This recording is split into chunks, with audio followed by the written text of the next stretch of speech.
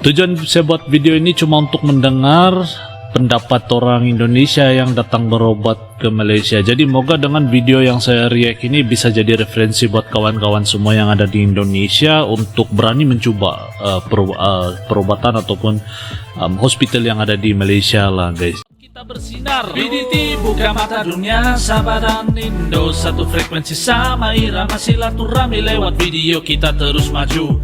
BDT channel reaksi bikin bersatu.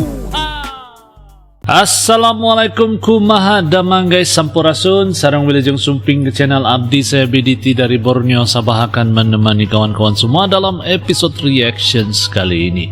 Hari ini guys kita akan nonton satu video di mana pengalaman orang Indonesia datang ke Malaysia, khususnya negeri Penang untuk berobat guys. Jadi ini satu pengalaman atau perkongsian kenapa datang ke Malaysia untuk berobat dan bukan di Indonesia. Sedangkan di Indonesia juga terdapat banyak hospital-hospital yang bagus, yang cukup bagus lah. Tapi kenapa ke Malaysia? Jadi kita akan tahu alasannya nanti. Moga semua kawan-kawan suka dengan video perkongsian daripada orang Indonesia ini. Moga semua kawan-kawan yang menonton berada dalam keadaan yang sehat, selalu dimurahkan rezeki, dipermudahkan juga segala urusan dunia dan akhirat. Amin ya rabbal alamin. Ojo lali di subscribe channelku guys, dan tanpa buang-buang waktu lagi mari kita sama-sama nonton video perkongsian dari orang Indonesia ini. Let's go. 1, 2.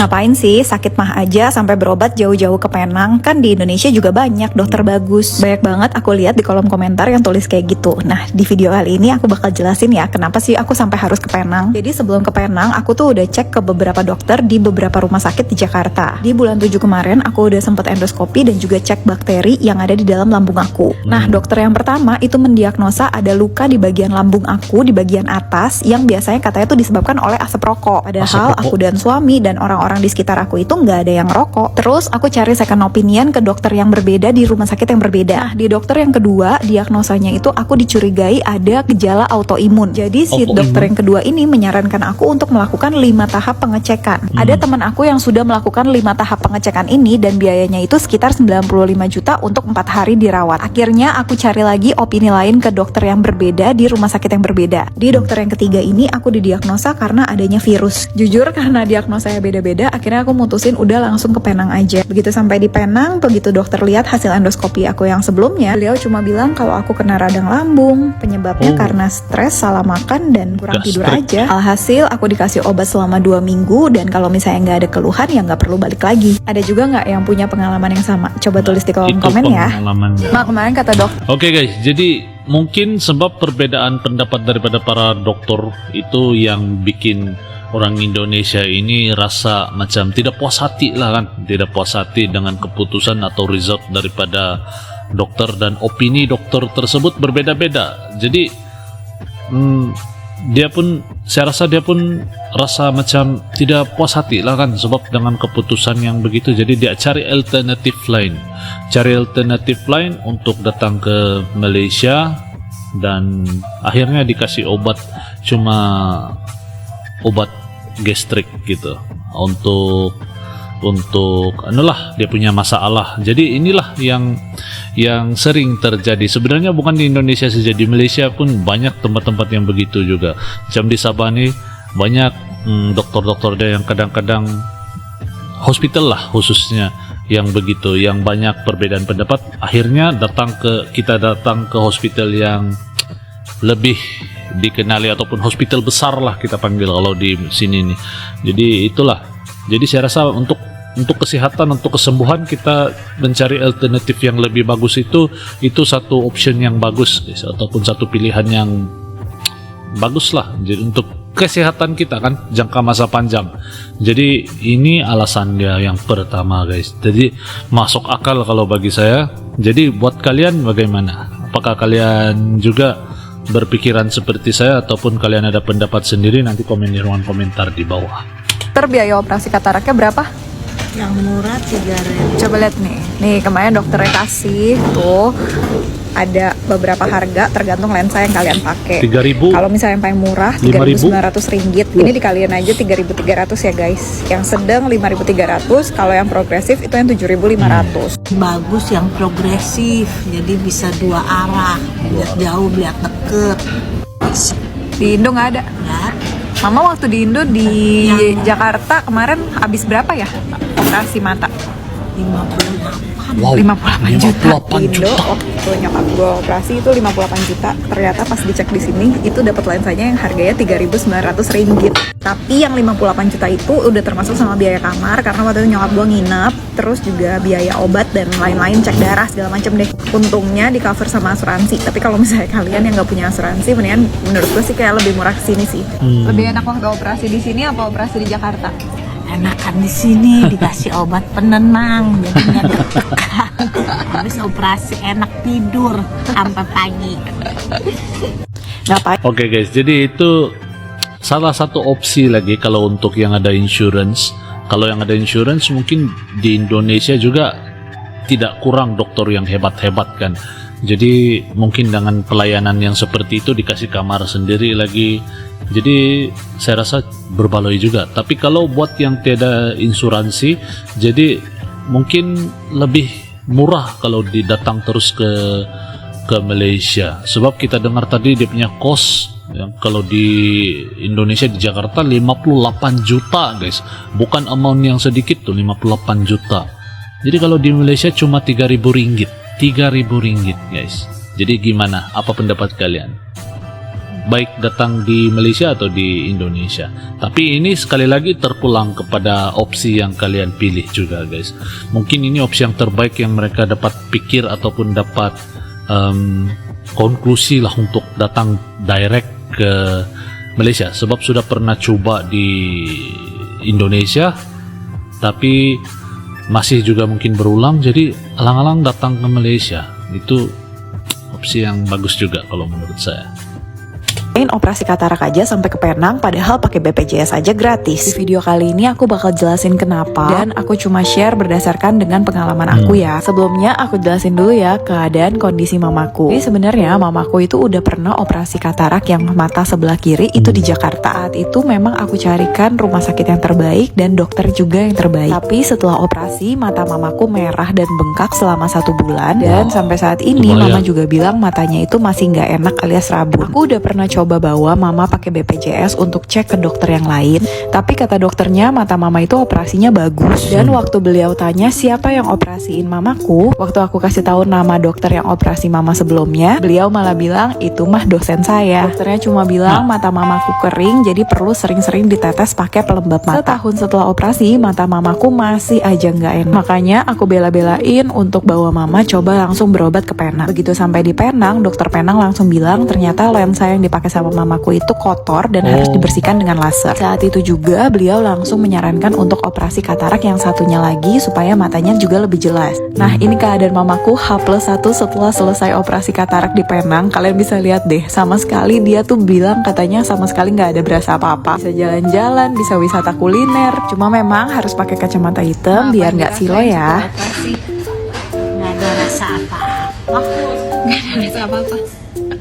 Ternyata kayak gini toh perbedaan berobat di Penang sama berobat di Indonesia. Jadi ceritanya aku dan mama udah keluar dari hotel hari ini tuh jam 7 pagi. Kita pikir kita itu cuma buat ambil nomor antrian aja. Aku ambil nomor antrian untuk ke dokter spesialis gastrologi dan mamaku ambil nomor antrian untuk ke dokter mata. Karena mamaku usianya sudah tergolong lansia, katanya sih dia punya kendala sama di matanya yang ada katarak. Sebenarnya salah satu matanya itu sudah operasi katarak waktu di Jakarta. Waktu itu aku juga yang temenin. Cuma katanya mama tuh masih nggak nyaman gitu sama matanya yang masih rabun. Setelah dapat nomor antrian, ternyata aku dapat jadwal sekitar jam 18.30 malam untuk ketemu sama dokter.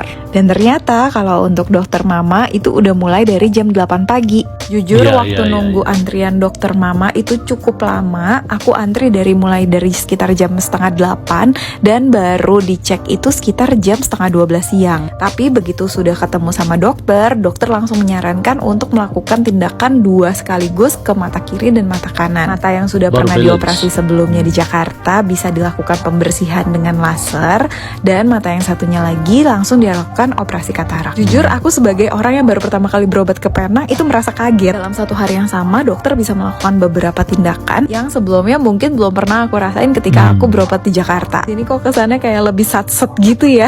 Kalian juga pernah ada yang punya pengalaman berobat di Penang? Tulis di kolom komentar ya. Gara-gara sharing pengalaman berobat ke luar negeri malah banyak yang nyinyir, ya lu punya duit. Kalau misalnya kita yang nggak punya duit gimana? Nih gue kasih tau ya, selama nyokap gue berobat di Penang kemarin, gue tuh sama sekali tidak mengeluarkan duit sepeser pun untuk biaya pengobatan, kecuali biaya tiket pesawat dan juga biaya hotel. Walaupun harga tiket pesawat 4 juta PP untuk 2 orang, dan hotelnya itu sekitar 1,8 juta untuk nginap 4 malam. Terus lu pasti pada nanya, kok bisa caranya lu bisa ke rumah sakit yang bagus, dokter yang bagus, tapi nggak bayar sama sekali? Makanya gue bilang pakai yang namanya asuransi. Kalau lu doain gue banyak duit, ya puji Tuhan, ya gue aminin aja. Tapi kalau ke gue mikirnya karena duit gue terbatas dan gue kerja setengah mati cari duit, dan gue nggak mau duit gue habis cuma buat di rumah sakit doang atau buat kalau misalnya orang tua gak sakit, makanya gue masukin lah diri gue dan orang-orang sekitar gue masuk asuransi. Yang namanya hidup tuh ada resiko, say, ya kan? Resikonya apa? Resikonya sakit. Kita udah pasti sakit. Nggak ada orang 100 tahun hidup dia sehat-sehat aja. Ada mungkin, tapi 1 dari 1000 mungkin. Gue sendiri jujur ketolong banget dengan adanya asuransi. Karena apa? Kalau misalnya sakit ya kita langsung fokusnya gimana caranya cari dokter terbaik, rumah sakit terbaik supaya kita bisa pengobatan.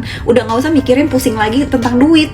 Apalagi sampai jual harta cuma buat bayar rumah sakit, karena itu udah dirasain sama orang tua gue waktu zaman nenek kakek gue. Jadi kalau misalnya ada orang yang bilang pengobatan buat sampai ke luar negeri itu buang-buang duit dan cuma buat orang kaya aja, menurut gue itu salah besar. Cobain jajanan ya. Oke guys, jadi itu saya rasa satu pendapat yang cukup bernas dan luar biasa lah guys. Jadi tujuan saya buat video ini cuma untuk mendengar pendapat orang Indonesia yang datang berobat ke Malaysia. Jadi moga dengan video yang saya react ini bisa jadi referensi buat kawan-kawan semua yang ada di Indonesia untuk berani mencoba perobatan ataupun hospital yang ada di Malaysia lah guys. Jadi kalau kita bercakap tentang uang itu, apa yang dikatakan Cece tadi itu saya sangat setuju guys. Sebab tidak ada orang yang sehat 100 tahun, pasti akan ada yang sakit lah kan. Jadi dengan bantuan asuransi ini saya rasa satu tindakan yang bijak gitu. Jadi kalau dengan pemikiran yang kayak begini nih, saya rasa cukup bagus lah, cukup bermanfaat lah untuk semua. Jadi moga-moga video yang saya buat reactions ini bisa buat kalian semua berpikir seperti itu juga. Bukan untuk membandingkan mana yang bagus mana yang buruk, tetapi ini adalah opsi daripada setiap orang. Semua orang ada kebebasan untuk memilih. Jadi inilah yang saya mau kongsikan dengan semua guys, bukan untuk membandingkan. Mungkin kalau kalian lihat video ini nanti kalian bilang, oh BDT channel lebih memilih Malaysia, lebih memilih begini-begini. Tidak guys, sebenarnya ini juga sebagai referensi untuk saya juga, untuk saya menambah wawasan saya, untuk bikin saya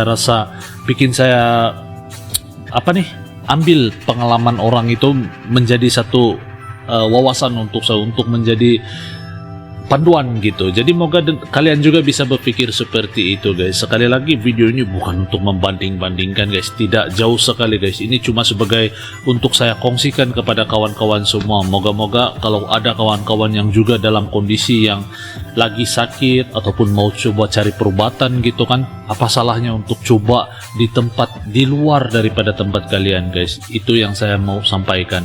Moga kalian tidak salah paham dengan video yang saya react. Kita sambung nonton.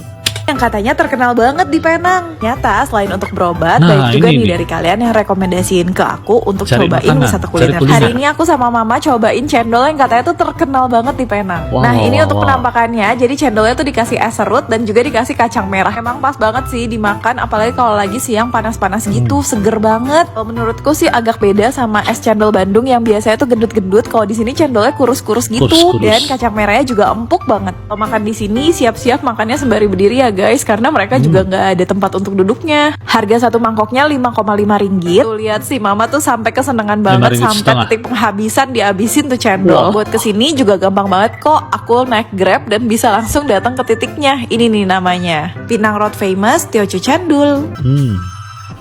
Oke guys, jadi demikian video yang baru kita nonton bareng. Semoga video yang saya bawakan hari ini bisa memberi kalian hiburan, memberi wawasan, dan juga memberi kalian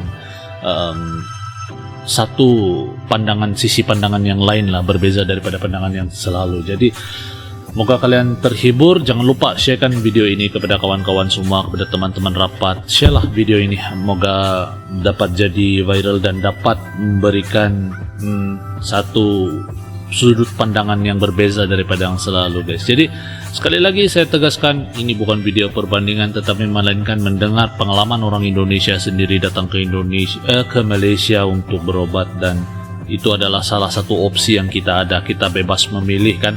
Jadi sampai di sini dulu video saya pada kali ini. Semoga kalian suka dan terhibur. Insyaallah kita jumpa lagi di video yang akan datang good people. Terima kasih karena nonton. Salam satu damai dan salam silaturahmi. Assalamualaikum. Salam Nusantara good people. Yo teman-teman, ojo lali di subscribe yo channelku.